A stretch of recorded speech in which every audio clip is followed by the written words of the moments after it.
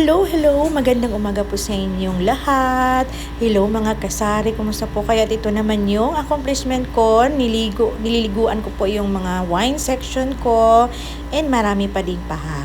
At ito naman ay nagbabalak po tayo or gagawin po natin ang paglilipat ng mga pansit na ito at mga bihon kanton at ilalagay ko naman sa taas para naman magkakaroon tayo ng rearrangement sa ating tindahan. At ito naman ang aking napamili dahil nagbabalak lang po tayo na magkaroon ng emergency na grocery, pero ito umabot ng halos na 20,000. Ayan po yung labas namin at marumi kasi meron tayong inaayos. At ito naman yung mga resibo na napamili natin.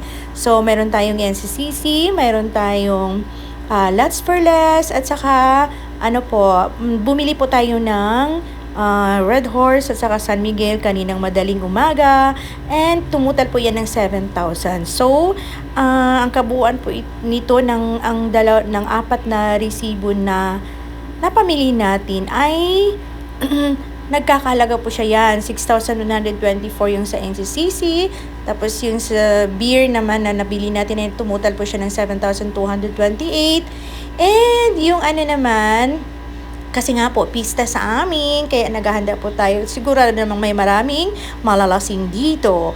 And ito naman yung sa Last for Less na nagtotal po siya ng 6,000 mahigit. At ito naman, yung mga plastic wares na binili ko ay tumutal naman ng almost 2,000 po yung total na napamili natin. And ito naman ang kabuuan, yung total natin ay 23,753. So, yun po ay pupuno-puno lang po sa mga kulang-kulang dito sa tindahan. Hindi pa po kasali dyan ang delivery ng gardenia and yung bread box natin. Kasi mabilis po yan maubos. Kaya buti na lang yung bagong yung bagong supplier natin sa gardenia ay pumunta naman dito sa store natin.